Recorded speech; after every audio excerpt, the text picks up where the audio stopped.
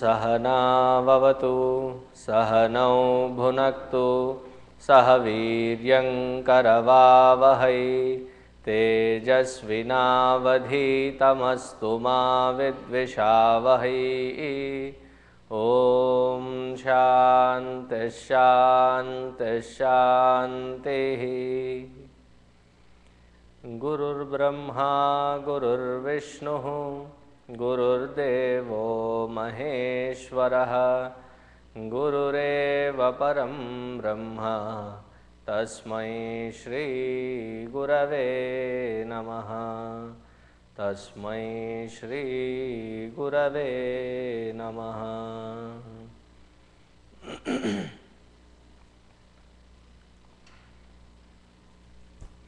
Yesterday in the 7th mantra we saw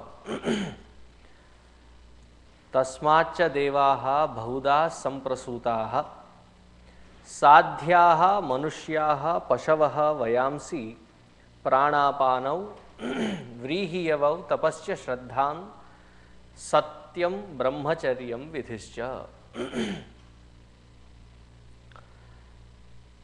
That same immortal supreme expresses itself in the form of tapa, shraddha, satyam and brahmacharyam and the various values, vidhi. Whenever we are in a thinking pattern, different thoughts, different modes of thinking, at a physical level or at an emotional level or at an intellectual level, when there is an inspiring thought that passes by, inspiring thought that crosses our mind, an inspiring act that is done, anything that can be considered as noble, anything that can be considered as value based, when they are performed, it is the expression of that Paramatma alone. Many people say that I will do or focus on sadhana or satsanga. It's only that Bhagavan is not inspiring that thought in my head. Whenever that happens, I will definitely come. It is not that Bhagavan picks and chooses who has to do this sadhana or not. That is a choice given unto each one of us. Meaning, if I have to perform a certain tapasya or not, it is a choice that I choose to make. If I have to follow the path with shraddha or not, it is a choice that I make. Whenever I choose to take that path, Paramatma is in full glow in expression.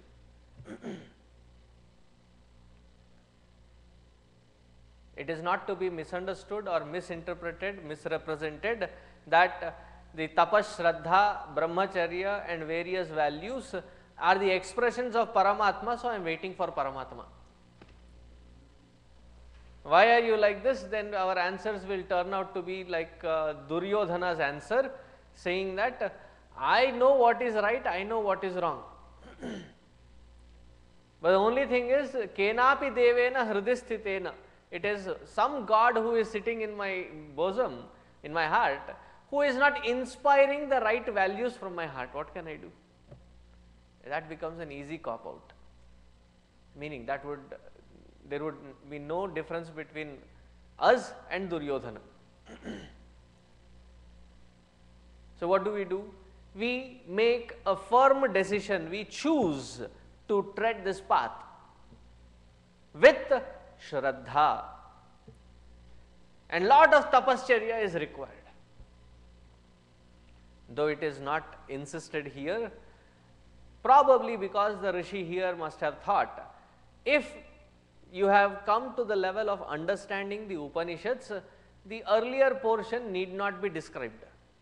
one of the portions that probably must have omitted here, thinking that the student must have been prepared, is another step, and that step is called titiksha. Without having titiksha, trying to do tapasya is like a process of undoing. What kind of undoing? On one side we want to do tapasya, without having the titiksha, we will be undoing our own tapasya. That is why that first step of titiksha has to be understood rightfully. What is titiksha and tapasya? What is the difference between these two? Titiksha is when things happen in our life, small, big, indifferent, good ones, bad ones, does not matter, various experiences that we go through, things happen in our life. To carry forward from one experience to the other with balanced, equipoised mindset is called titiksha. Instead of carrying forward, moving forward from one experience to the other clean, we carry forward without the fine tuning and cleaning to the next experience. We carry forward this experience reminiscence into the next experience. And when we carry forward this particular experience reminiscence into the next experience has a vulnerability of getting corrupted. Supposing you were in front of somebody that they really did a wrong job and you were angry. Until you put it in those kinds of hot words, it will not get across. So you expressed your anger.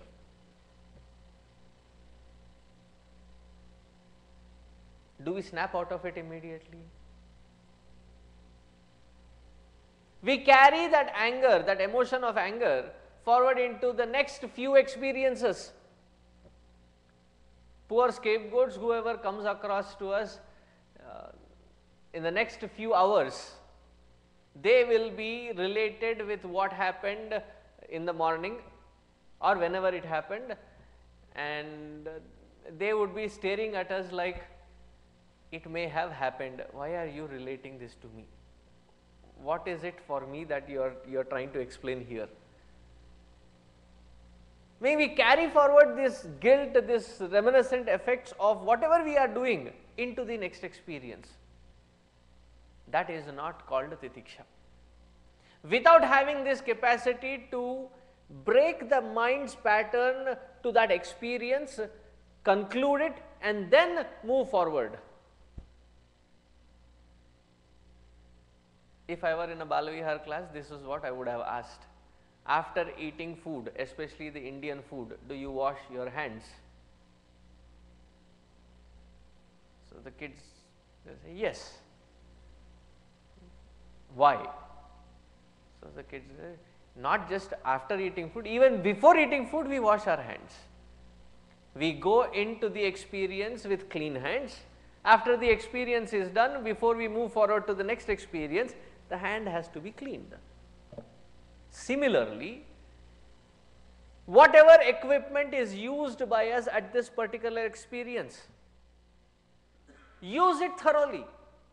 But when we move forward to the next experience, clean this equipment here and now and then move to the next experience. Learn how to put them in folders.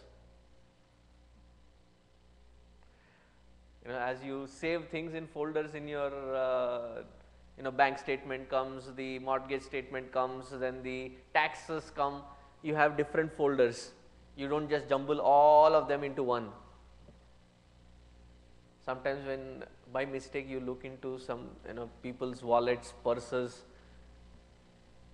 so there will be like so many bills and the wallet is this big. I said, what are you carrying? All bills, Swamiji. Because it has been all just shoved into it, cluttered. Now with that kind of cluttering, when we move forward to next experience, are we justified to give our 100% to that experience? Probably not. Though we end up saying that I gave it my best, but we are not doing a good job in giving our best because we are carrying forward from the past. That has to be learned, that has to be snapped. The difference between tapasya and titiksha is tapasya is self-invoked, whereas titiksha is with regards to the experiences that come by, which have the capacity to challenge us. These are our own experiences. We don't have the ability to shy away from them, run away from them. We have to face them. How balanced we can face them is titiksha. And once that is understood, once that kind of life is being lived, then the next step is to introduce tapasya, discomfort. You may never have heard tapasya being interpreted as discomfort. It's a penance. If you look at that penance, what are you creating?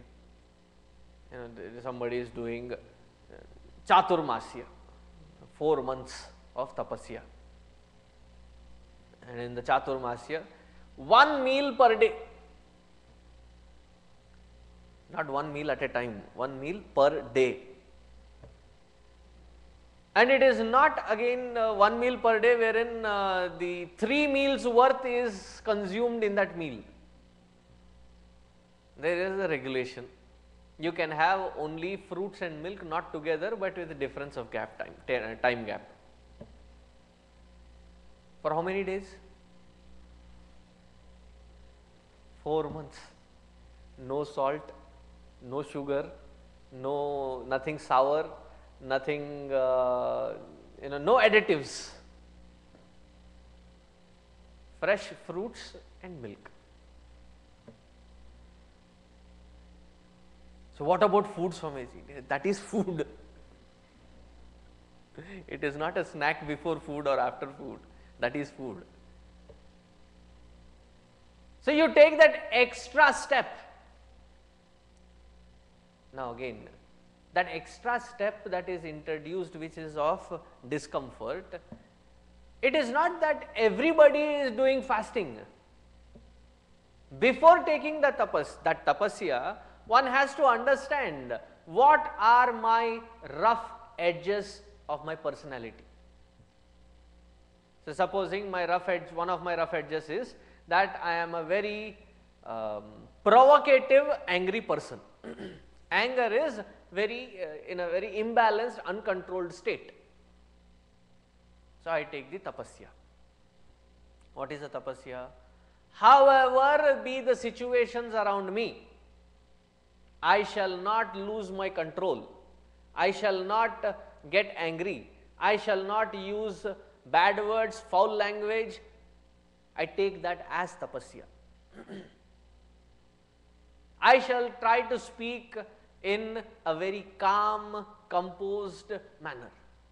Tapasya of that level wherein the rough edge of my personality has to be worked on. Each one of us know where we stand, don't we? What are our weak points? It is in gaining mastery over those things that tapasya is invoked.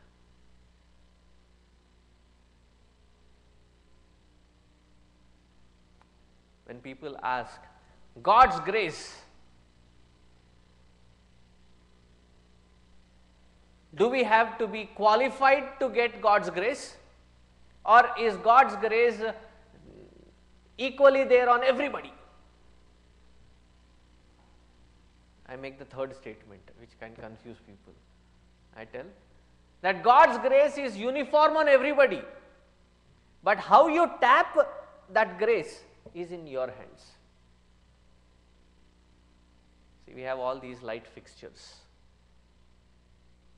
which means electricity is functioning, the light fixtures are functioning, and we are being illumined by these light fixtures. Why are they on? Because at 6:45 when I came in, I turned it on. That effort to turn it on allows the grace of electricity to flow through these instruments. That choice I have to make. Similarly, in our life, if we want to move forward, if we want to grow, we have to understand our own rough edges, our own personality in and out. It requires a lot of courage. Courageless cannot dwell deep into their own heart. It is very difficult to see oneself with that kind of scrutiny.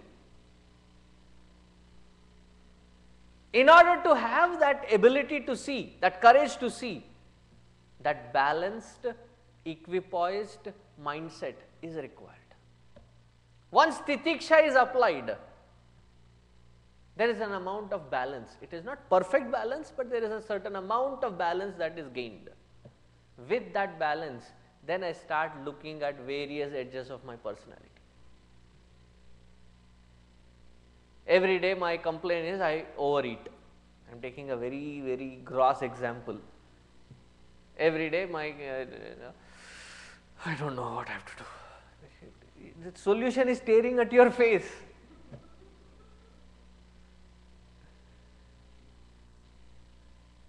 Don't eat that much. So it requires discipline. That discipline at that physical level is called tapasya at that level. Whether required or not, I unnecessarily blabber. Sometimes I blabber in such a way that it can be considered as humor, but it is mostly sarcastic. These sarcastic comments may carry certain amount of acidity in them, which can hurt people. And you see that it is hurting people.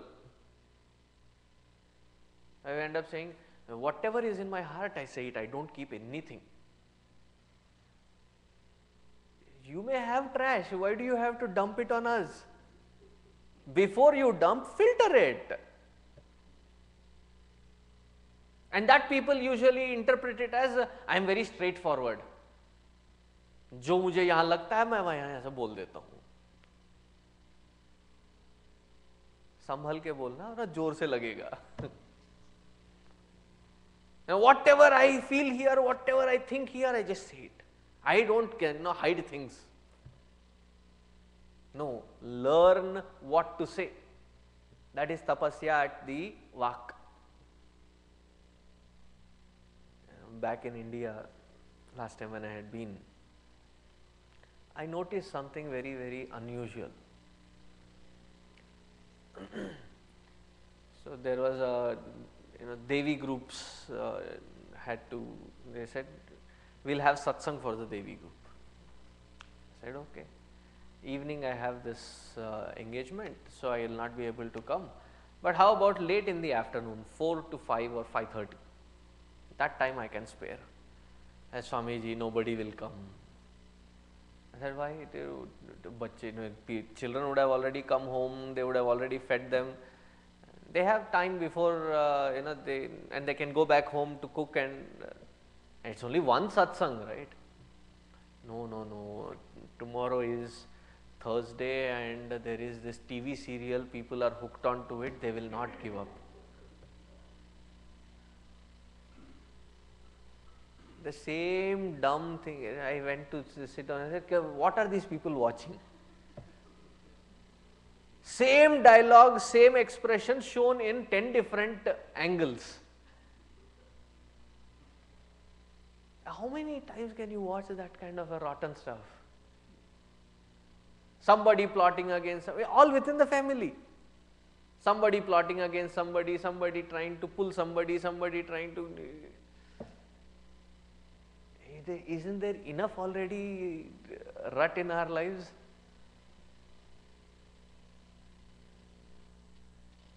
So then that becomes tapasya. We get addicted to various things. Getting rid of these addictions, it becomes a tapasya. But that choice, that grace to be invoked is my effort. I cannot say that I am waiting for God's grace. God has already given that buddhi. Use that buddhi in invoking this tapasya. Various aspects of our personality. Okay, let me ask this question. I don't need an answer, but truthfully investigate. Are we perfect? Second question. In various aspects of our personality, is there anything that can be claimed as perfected?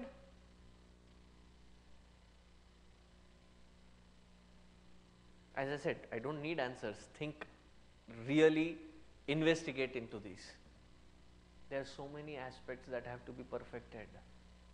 They have to be polished, they have to be thoroughly smoothened. And when that tapasya is invoked, the effort to be put is to be put through Shraddha.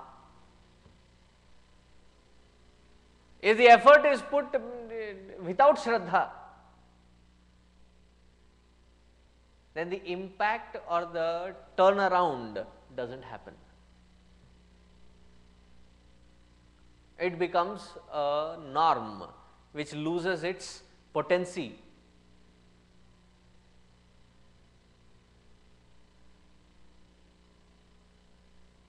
And we will end up with a chore. Why are you doing this? They told me to. That's why I am doing it.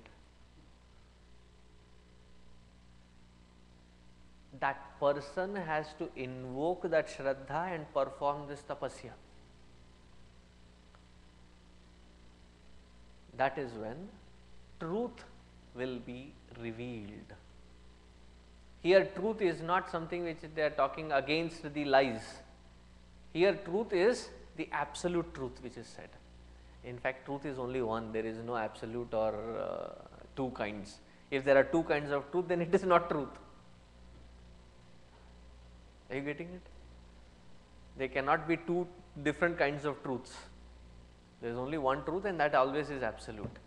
And here truth means satya. Satya means that existential reality can be revealed only when we are willfully challenging ourselves every single day towards perfection. And Guruji puts it beautifully. He says, road to perfection is always under construction. There is never a day where we can claim perfected. No, it is present continuous tense. There is always enough to be perfected. Shraddha, tapaha, satyam, brahmacharyam. Brahmacharyam is not to be misinterpreted as celibacy. Celibacy is 1/10 of the aspect.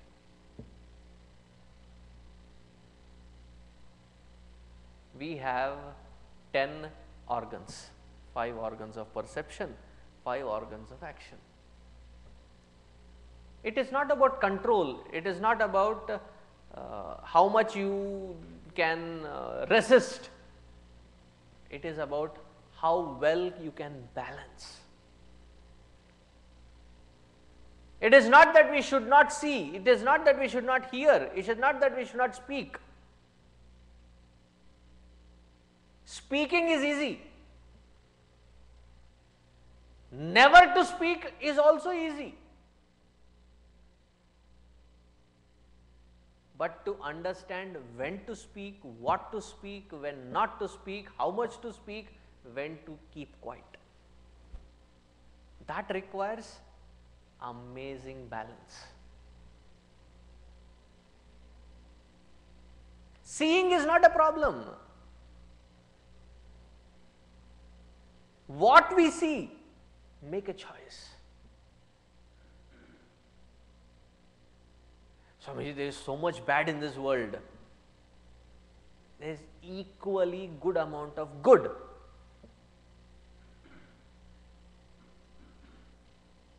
Now what you want to choose? Swamiji, I am frustrated with hearing all these things. I said, do what you do in Vedanta class. Selective hearing. You pick and choose what you want to understand, what you want to take home, and the rest of it,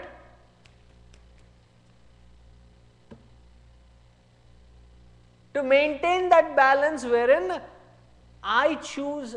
It is easy to that, the three monkeys, don't see, don't say, don't hear. It's very easy to shut.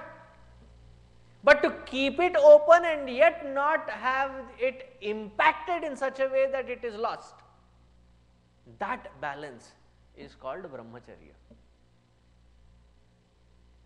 Celibacy is 1/10 of the aspect, 1/10 of the problem. And the one who has all these 10 in balance,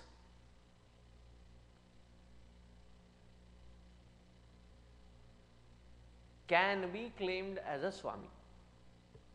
What does Swami title mean? The one who is the boss. See, in earlier days there were the kings. So they Ji Jahapana. Now you can order whatever you want. 2 glasses of water. And that fellow will not reply, 2 glass पानी के लिए यहाँ तक बुला है.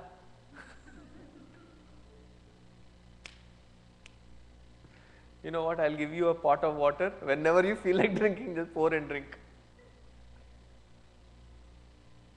No, the person there, the king commands, and duly the 2 glasses of water is brought.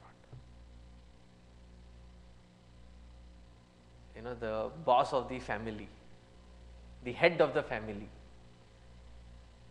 I am not deciding here, or I am not stating who is it, but whoever it is, you say, beta, get me 2 glasses of water. What does the beta ji answer? Dad, mom, you are closer to the water faucet. Go get it yourself. Frustrated, you get up, and then the beta sahab says, anyway you are going, get me also a glass of water.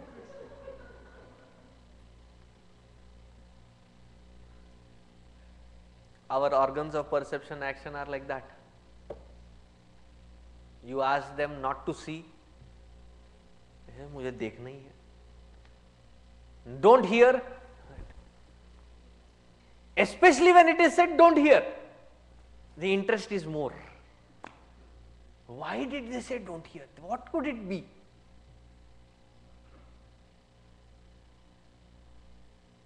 So we were in a meeting, and Guruji was also there. He said, close the doors, only you people will be here. What does it mean? This is between you and me, others need not hear. But as soon as we step out of the meeting, Swamiji, क्या हुआ था meeting में?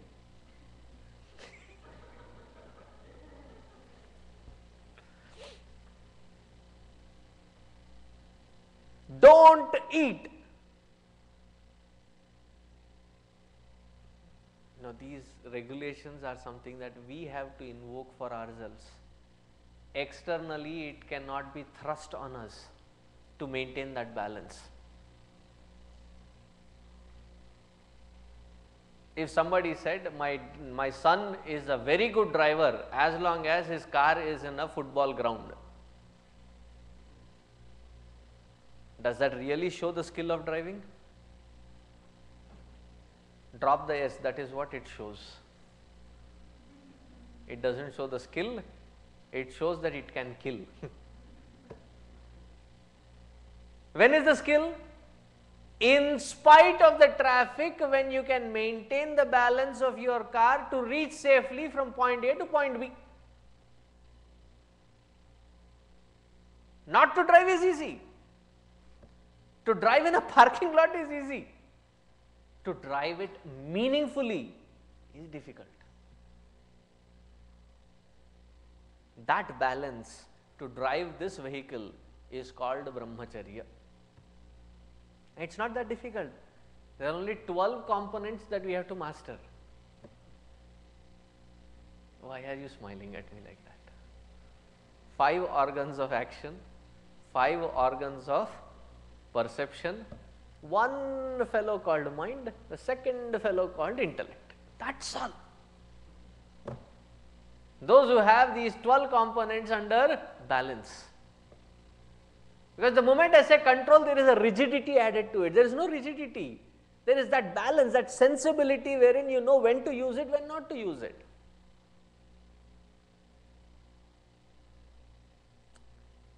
And then vidhihi,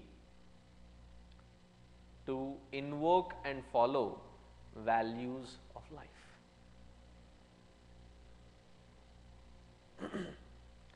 The values are values only when they are applied in our day-to-day life. Values are not just to be respected, but to be lived. To transform these values into virtues. See, whenever there is somebody who is really very compassionate, down to earth, a very successful person, but very down to earth, very compassionate person, very loving person, whenever we look at such kind of a combination, doesn't it bring respect in our heart? When we look at it, it invokes respect. That is just a value. But when that value is lived by us, then it becomes a virtue. Vidhihi, the translation of values as virtues in our day-to-day life.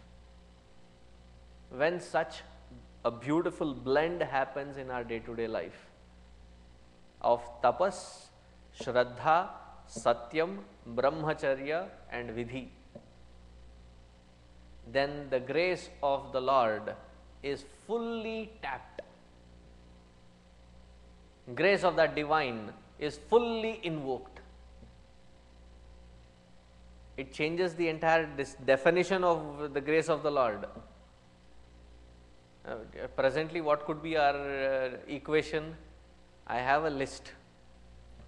If that list is fulfilled, then God's grace is existing. Because it is not working, my list is not fulfilled. The grace is non-existent, therefore God is also non-existent. It is like a small child fighting with their own parents. As young as these days, third, fourth graders carry a cell phone. I don't know, you must tell me. Third, fourth grade, sounds good? So one of these third, fourth graders was asking her parents, I need a cell phone for my birthday. So I was there, so I asked, why do you need it for?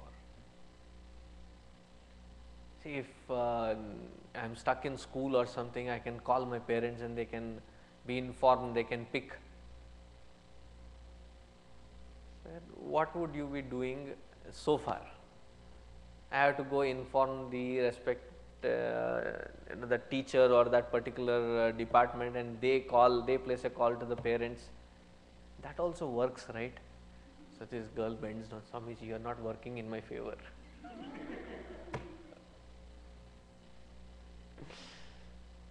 Your analysis is going to make this whole thing, down the drain kind of a thing. You are not working in my favor.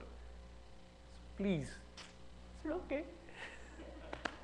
I'll back off.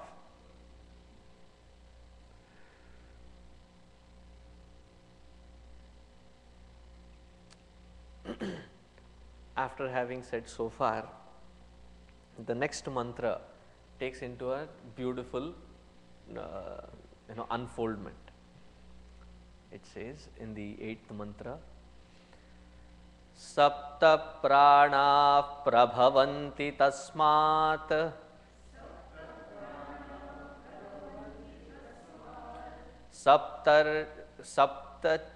saptarchishah samidhas sapta homah saptarchishah samidhas sapta homah sapta ime loka yeshu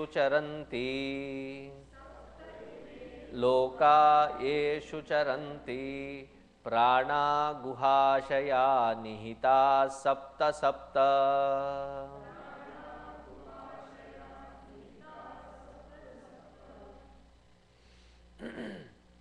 Here they have taken a good combination of 7. What are the 7? Saptarchishah sapta pranaha prabhavanti. There are 7 flames in a human being. Did you know that? That we had 7 flames.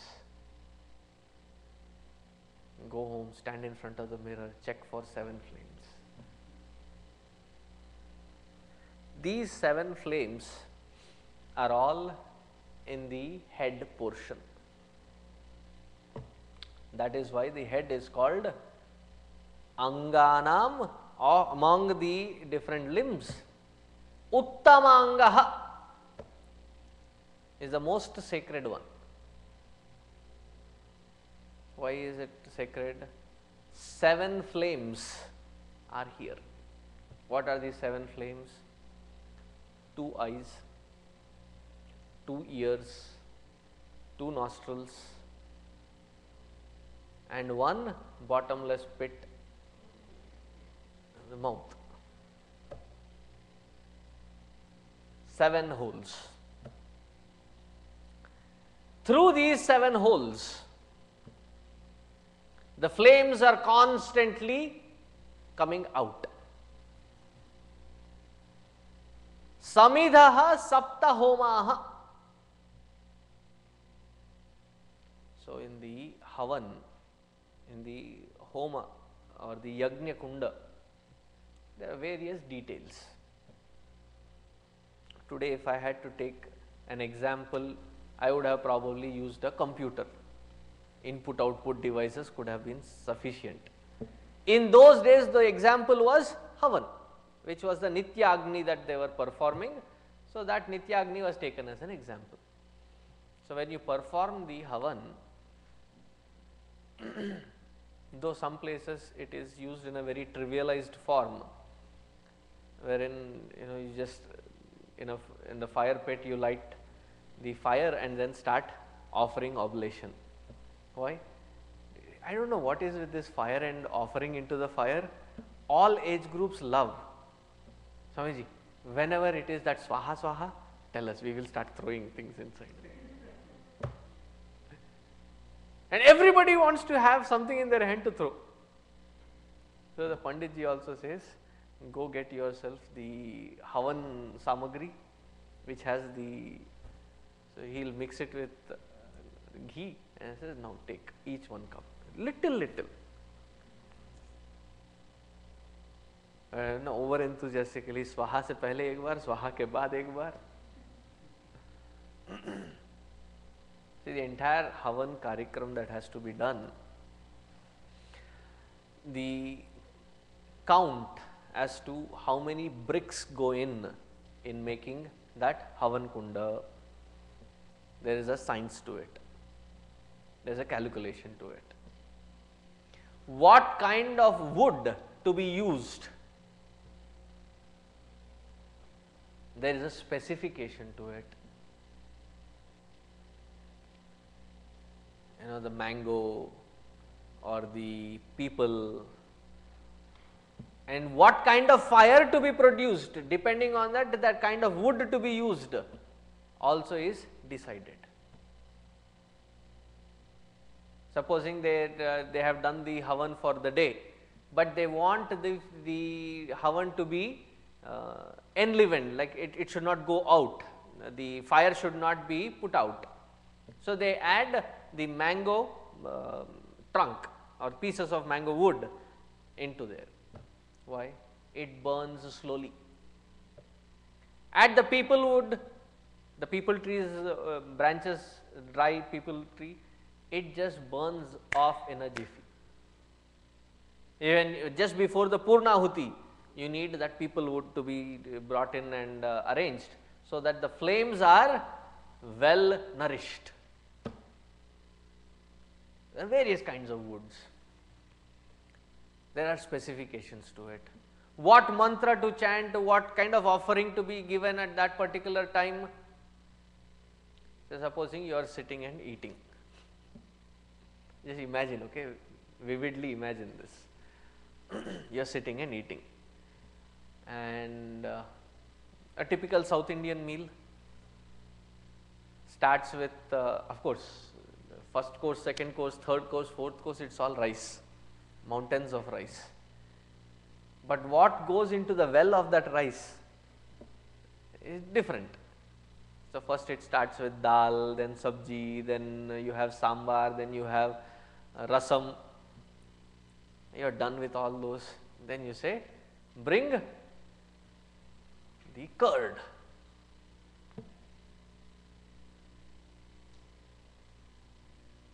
And instead of serving the curd, the person who,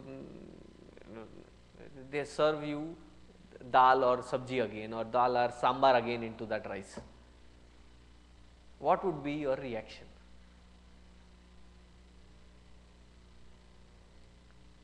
Would you be pleased or displeased? That's why I said think vividly. You are eating and then there is a final few morsels left, and I say curd, and they come and pour sambar. Hey, I asked for curd, where is that curd? Right? In a sequence you have to offer what has to be offered in that sequence. Similarly, when the mantra is being chanted, what mantra to be chanted, what fire, what oblations to be offered are also very specific. In today's world, we do not understand those specifications. So, the beauty of this mantra and its example may not be cherished that well.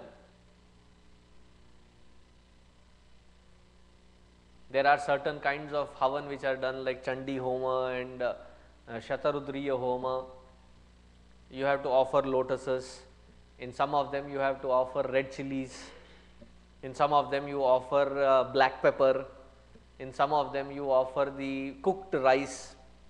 In some of them you offer the navadhanya, the mixture of navadhanya. Some of them you offer the puffed rice. So, the offerings are also very specific. So, the comparison here is each one of these flames, eyes are fueled, the fire of the eyes are fueled with the forms when offered into that fire. Can you offer sound into the eyes? It does not happen. Can you offer food into the eyes? No, that has to go here.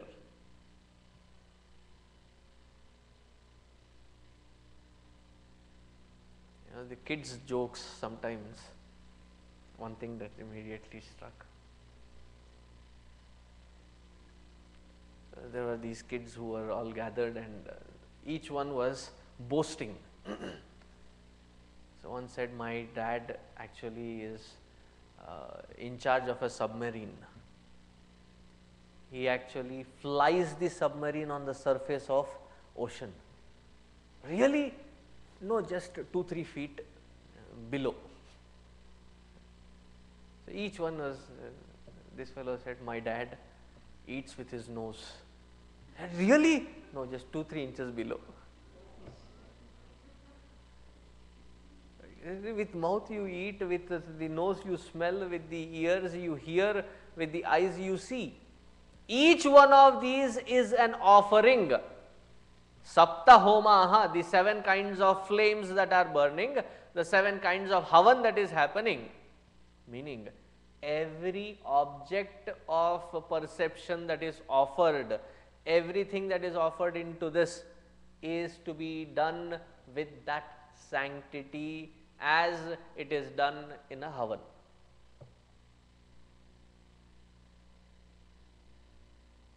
Which means we have to break the pattern that anything and everything should not be offered.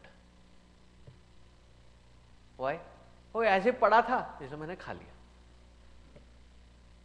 And that is a major distraction, right? I asked the same question and somebody, I think it was one of the American presidents, he defined self-discipline very beautifully. Self-discipline or self-control? I think it was self-control. He said, to eat one salted peanut and to stop is called self-control.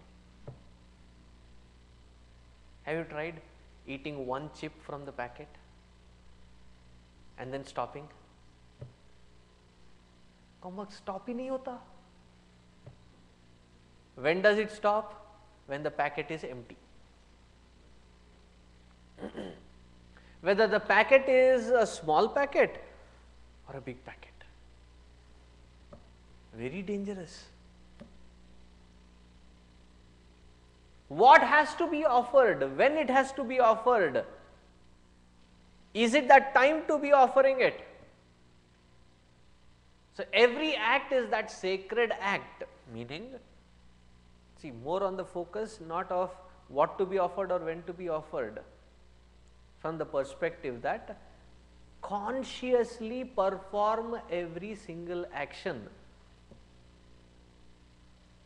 That you are not dumping data in, you are not dumping various things into yourself, but you are consciously choosing what goes in.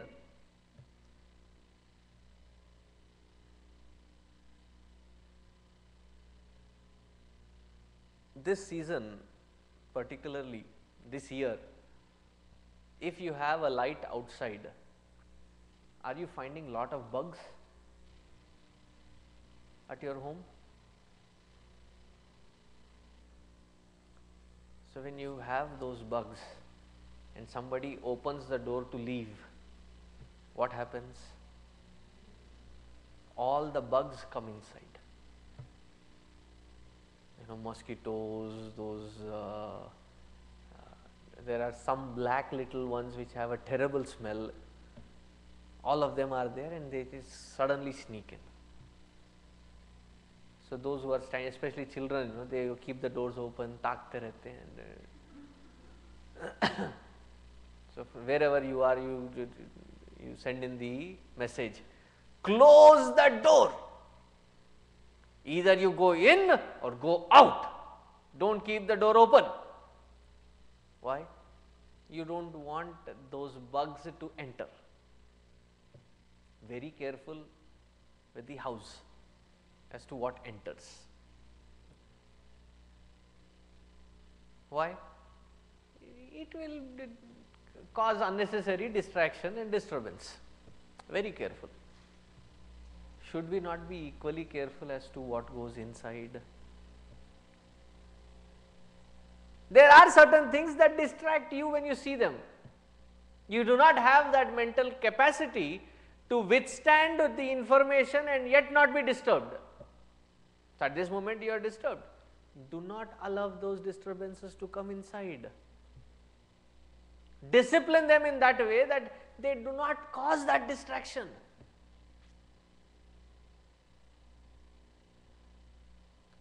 Swamiji, whenever I see such things, I lose it all. So, when you are when you see it, you are going to lose it. So, before you lose it, what should you do? Tighten it. And because we cannot tighten it, there is an Indian term, It is not used in the West. When somebody loses it all, are you loose? भाई कुछ तो ढीला है. Why should you allow it to come inside to disturb? We allow it and then whack ourselves to pain and misery. At this moment, I do not have the stability. Accept it that I do not have that kind of bandwidth of stability. So that all the sense organs, have the system to check, is this worthwhile to get inside or not?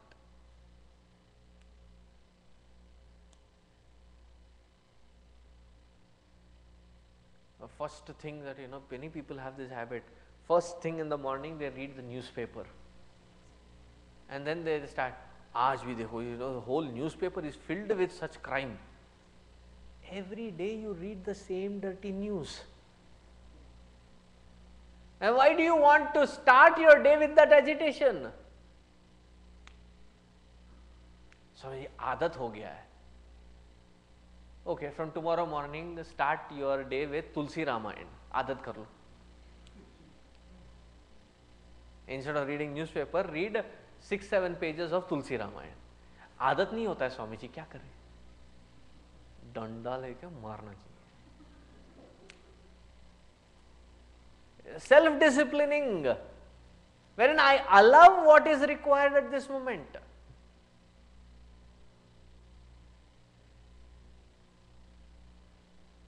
What to hear, what to see, what to smell, what to taste. Some of the kids that I love this trait in them, because when we go for the camps, these kids are very clear. When we start serving, the first question they ask, does it have nuts? Why? I am allergic to nuts. I cannot handle it. And there are some kids who are very specific. Does it have peanuts? I am allergic to peanuts. I am not allergic to any other nuts. So one of our Swamiji entered into the hall and he said, are there human beings? I am allergic to human beings.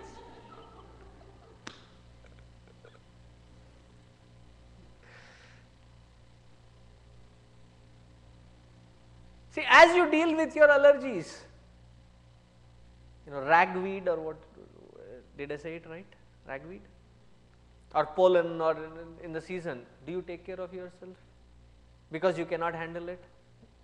Similarly, what you allow inside your heart through these sense perceptions, through these flames, do not allow things that distract you, disturb you, agitate you.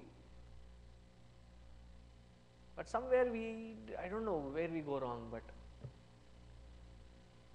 a hilarious situation is when people come back from a wedding and Swamiji, this is a wedding season, I tell you it disturbs my health, whole pattern. I said, first of all, don't go. No, they are all very close people, very known, it will not look nice. Okay, go. So what is it that disturbs you? The food, Swamiji, the food. That is the most hilarious part. See, back in India, there was the system wherein everybody would be sitting in pankti, and then they would be served. And those who are serving usually are the family members, and they force feed. I understand, you don't have a choice. दबा के खाना नहीं पड़ता, दबा के खिलाते हैं. And it is like 1-2 laddus, no, 4-5 laddus. And they'll stand there, eat.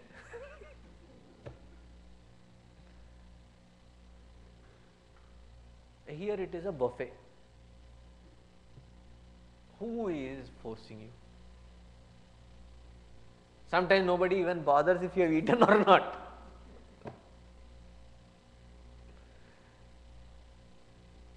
And then you have to stand there with your own plate, Shankha Chakra Gadha Padma, fork, spoon, napkin in one hand, plate in one hand, cup. I am just exaggerating it. So you have to serve yourself.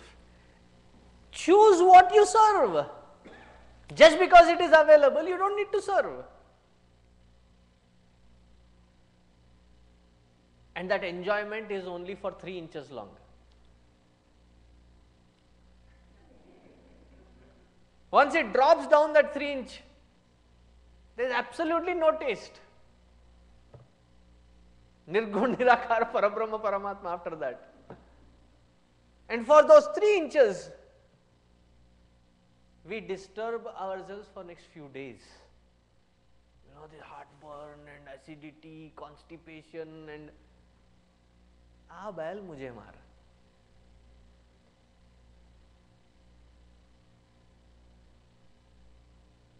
You know, one whole plate of rice and puliyodare, upma, vada, 2-3 pieces of roti, then idli, then 4-5 different curries. I am talking of the Indian restaurant buffet.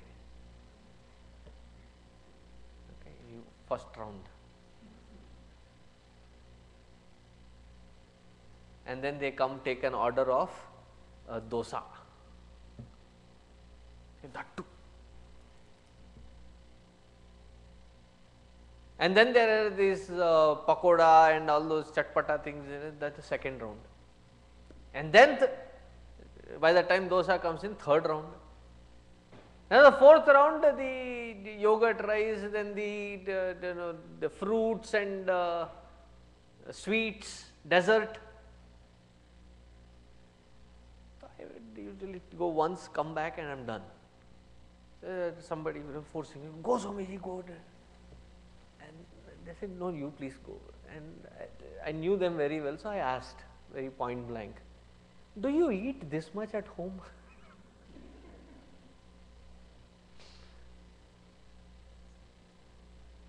Do you eat this kind? Do you eat this much? Pura paisa vasool, Swamiji. Every penny is worth, we are squeezing it out. And then go back home with all kinds of stomach upset, and then that is exactly called penny wise, pound foolish.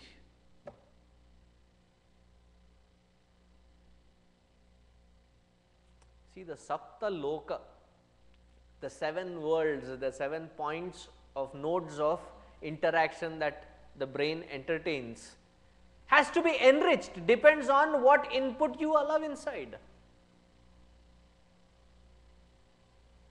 Here Sapta Lokaha doesn't mean Bhur Bhuva Suha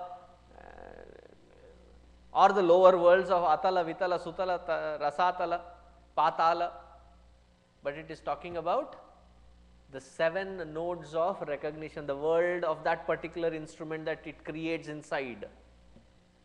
If it has to be enriched as an experience, who has to make a choice? We have to make a choice as to what should be allowed.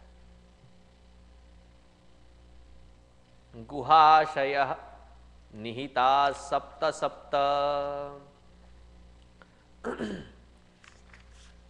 Everything that enters inside, Guhashaya. Through these 7, as an oblation into the 7 flames, creates its 7 different worlds inside. The world of hearing, the world of seeing, the world of speech, the world of taste, the world of all these. When it is created inside, each one of them should be of that texture which is satisfying. We put all kachda inside and then say, my life, it sucks. Why? because we have allowed ourselves to be the sucker.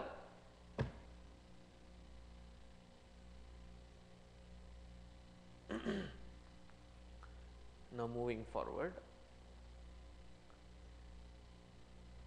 in the 9th mantra,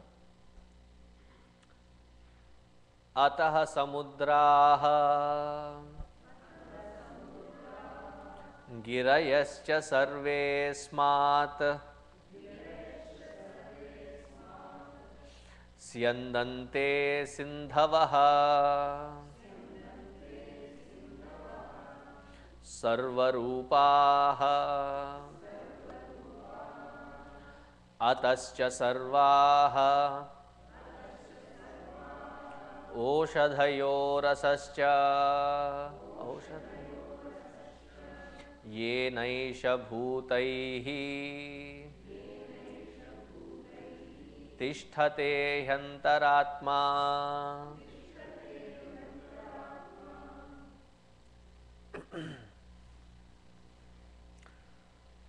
अतः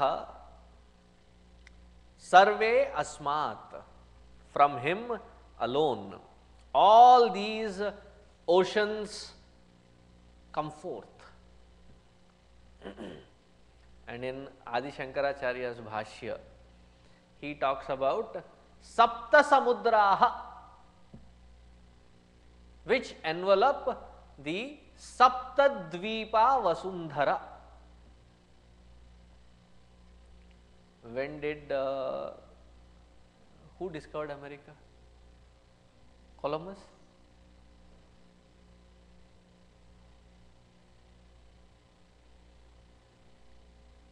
When was that? What century? 1496, a very specific answer.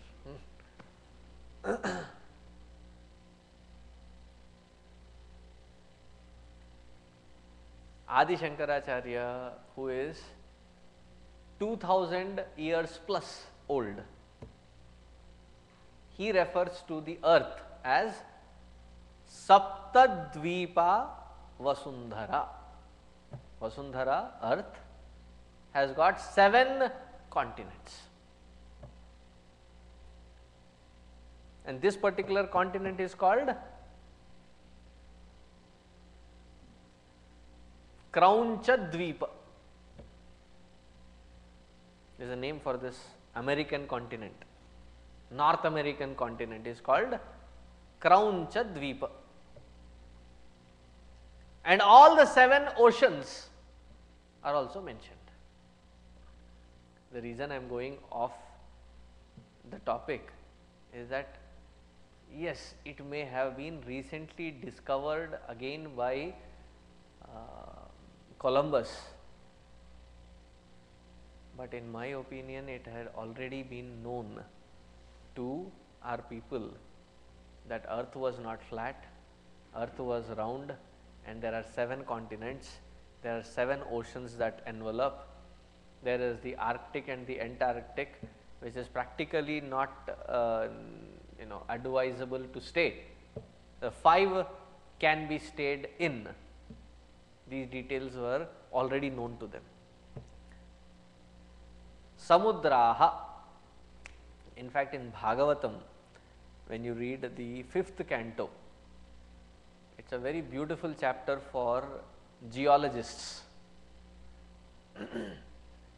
Not chapter, the canto, the whole canto is, it talks about 7 different continents, what different rivers flow in those continents, what are the different mountains or mountain ranges, what kind of weather, what kind of vegetation, what kind of cattle or animals grow. When the entire description is very beautifully laid out. So, Samudraha, Girayaha, Sindhavaha, Sarvarupaha, all these different kinds of mountains, rivers, oceans, all of them are from that Supreme alone. Meaning, the Supreme is expressing not just in the conscious format of human beings or the devas or the pashu or the pakshi, but also as the inanimate. Sometimes when you go trekking into these different parts of the mountains, I have a very weird imagination, because it is practically impossible to find sometimes that there are these huge boulders and they are on the top, okay, with such beautiful balance and nothing to support that balance. It feels like, you can just go push it and it's going to tumble down. And it is like, one stone on the stone with such balance it has been. So, my imagination goes wild. Probably when Shiva and Parvati had, the two kids, Ganesha and Kartikeya. So they used to give them a little bowl and they said, khelo, play. So they would take all the sand and the mud and the stones and then they would heap them into, and then they remove, there are these different shapes, and those are the mountains. And on the mountain tops they have put those little stones on one on two. We used to play that 7 stones with the ball. So similarly they must have played, and those which did not fall after playing stayed on the mountain. In my imagination. See, all these different formats of inanimate is also essentially the expression of that Paramatma in the form of existence. And we have already seen a couple of mantras earlier that all these inanimate also throb with energy. Every aspect of this creation is an expression of that energy, Paramatma's energy. The entire cosmos is strung together with that energy. Syandante sindhavaha samudraha girayaha sarvarupaha, different forms and shapes. Some of them have golden color. I don't know if you have ever been to the Zion National Park. Just before you enter, there is this whole pattern of mountain wherein it looks as if somebody has sit down with that chisel and a hammer and carved out pieces of squares in that mountain.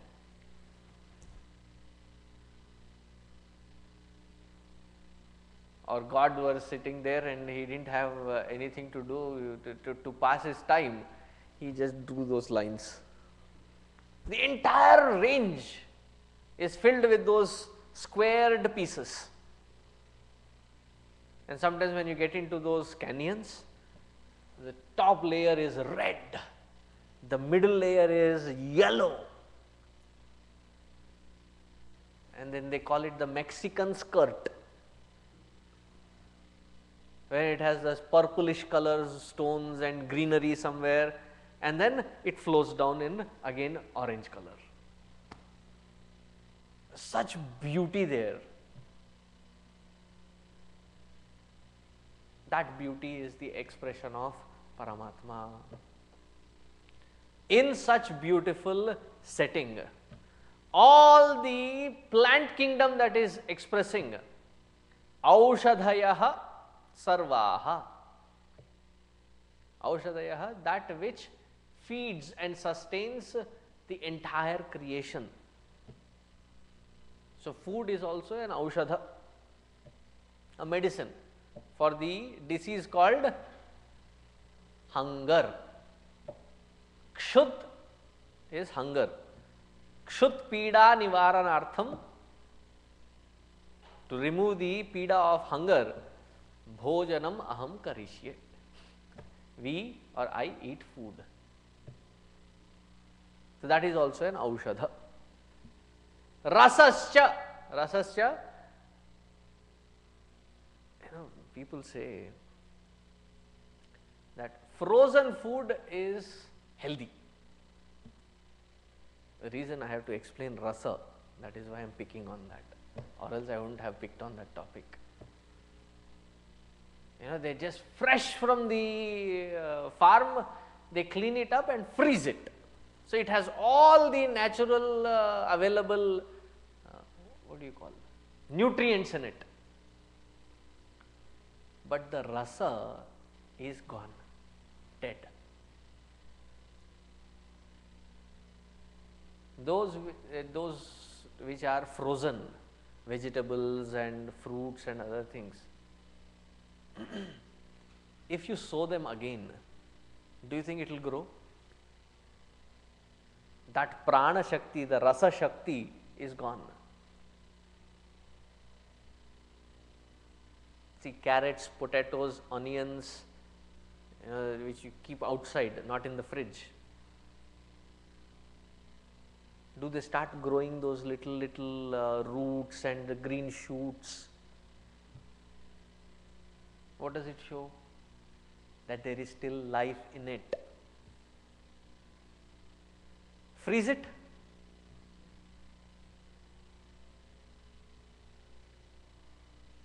And then that we eat. It's already lost its rasa. One meaning of it. The second meaning of it is only in our Hindu scriptures we find this beautiful poetic expression that Paramatma is in the form of rasa. South Indians will be happiest. Every day we can now make Paramatma. Why? Rasa.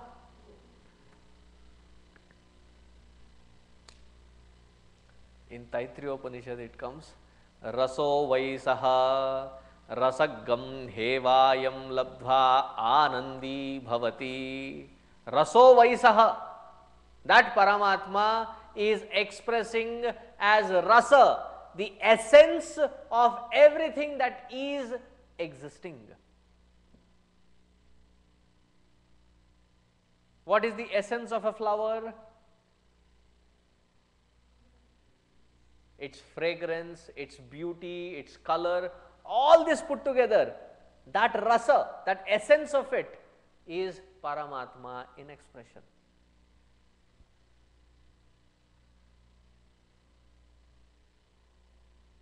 And only in our scriptures we find Paramatma being described as the rasa, the essence of everything that we interact. And then the Rishi continues to say, Purusha evedam vishvam karma tapo brahma paramritam ye tadyo veda nihitam guhayam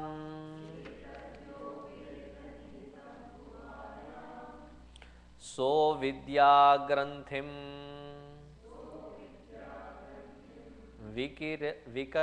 vikirati ha saumya. Vikirati ha saumya. Purusha evedagam sarvam yadbhutam yaccha bhavyam utamritatvasya shanaha yadannenatirohati. Don't look into the mantra and say, where are you going, Swamiji? That doesn't say here. I was relating it to Purusha Sukta. Purusha evedam vishvam. All that which is nothing but an expression, an expansion of that Paramatma alone. See, in our Indian tradition, if somebody gives you things with the left hand, we tend to correct, use the right hand. When we eat, use the right hand. So my question was, when I was young, I used to find it very offending. And those who would get it with my left hand would also feel very offended. But I personally felt very offended that whether I give it with my left hand or right hand, it is me giving. How can a part of me be less auspicious than the other part?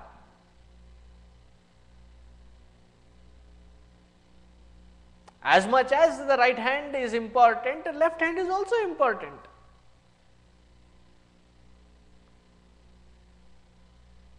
I used to really get agitated. When you offer flowers, even here when we do, the kids come and I ask them, do you know where your right hand is? They say, offer the flower with the right hand on the padukas of Gurudev. Until there they come with their right hand and then with their left hand.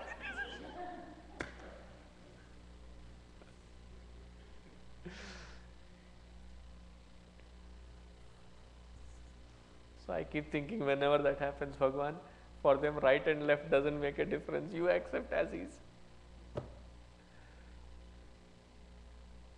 See, the purpose of right and left is because the left part is logical, left part of the brain is logical. Hence, use the right hand, which is coordinated by the left part of the brain, so that you are more conscious. The right part of the brain is more into arts and emotions, so which controls the left part. So use the right part, right hand. So that whatever is auspicious, whatever is to be done consciously, do it with right hand. It is not whether it be right or left. Isn't it an expansion of yourself? Isn't it an expression of yourself? Many parents who are sitting here, whether it is an older child or a younger child, whether it is a boy or a girl, when you look at your children, don't you find that they are your own extension?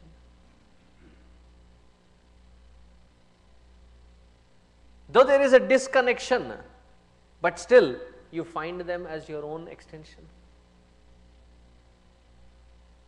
Similarly, Paramatma is extending, expressing as this entire universe and constantly expanding. Purusha ye vedagam sarvam vishvam tapo karma brahma paramritam. All the karma, all the tapas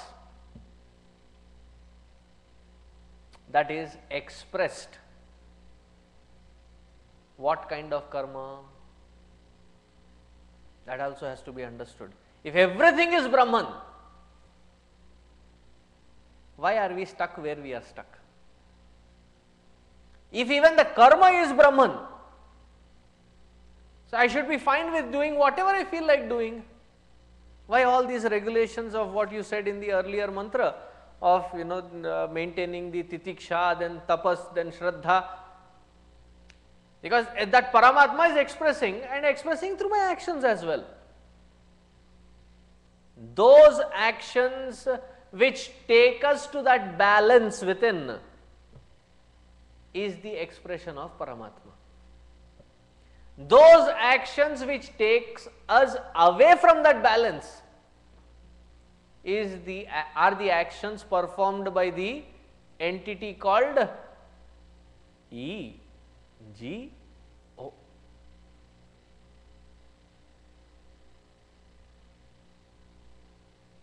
Here we are not discussing the existence or the validity of ego is not under scrutiny. This is what even Krishna says in Bhagavad Gita. He in fact goes more specific. He says, for the basis of karma, you have to have a desire. So, hey Arjuna, I am expressing as your desire as well. So, there are many people who ask questions, is having a desire such a bad thing? So, Bhagavan Krishna says, no, no, no, no, no. Desire is a good thing. I express in your heart as a desire. Any kind of desire? All desires?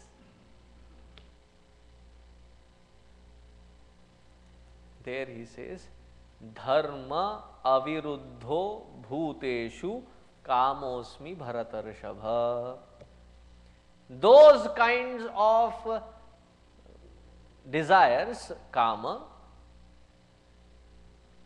which do not take us away from the balance of our existence, such desires I am expressing as in your heart. So, Paramatma is the desire, Paramatma is the emotion, Paramatma is the karma. But that kind of emotion, desire and karma which maintains us and takes us to that balance within.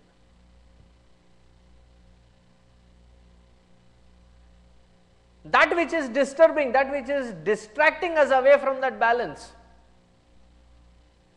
See, here I am not talking the distractions as likes and dislikes.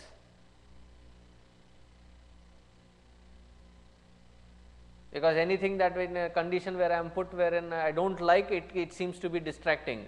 That which is my responsibilities, usually I do not like. Hence, therefore, whole of my life I feel like I am captured in a capsule situation wherein there is no method to escape. Swamiji, what to talk of my samsara? You do not even understand where I am stuck.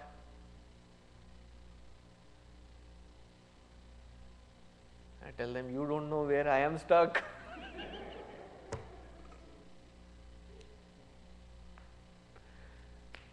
See, every person, whatever sthiti of life they are going through, it is not the sthiti, it is the responsibilities there we see through the framework of likes and dislikes, hence therefore create resistance. That which is subtler than likes and dislikes is divine. That which takes us towards that divinity, follow that path, that is what is Paramatma leading us step by step. Etad yo veda nihitam guhayam saha avidya granthim vikaratiha soumya. Those who apply this principle as stated in this section of the chapter in their lives, they break the shackles of avidya one at a time. So, what do? We take the sculptor's job. Every day a layer of our personality is picked. As a tapasya, we work on it, perfect it. Perfect it in such a way that it is accessible, I know how to use it, I know how to maintain it, balance it, that I do not get lost in it. When this applied here in this life, avidya granthi is broken. Once that ignorance is broken, peace is assured. Peace is absence of sorrow, pain. Absence of pain and sorrow does not necessarily mean presence of happiness. How do you gain that? That the Rishi says, come back in the next chapter. Actually, I was planning to continue this till tomorrow, but as it seems like that we have to start a new chapter, and I don't want to start a new chapter for a day, because we don't have this time on Friday, we have it only till Thursday. So the yajna concludes today, so that the next chapter we can open it up fresh, so that I don't need to restart the entire 2-3 shlokas or 2-3 mantras that I introduce tomorrow again to be reintroduced in the next yajna. So we will start it fresh from next time. So if you have marked your calendars for tomorrow too, stay home, enjoy. Om Purnamadaha Purnamidam Purnat Purnamudachyate Purnasya Purnamadaya Purnameva Vasishyate. Om Shanti Shanti Shanti. Harihi Om. Shri Gurubhyo Namaha. Harihi Om.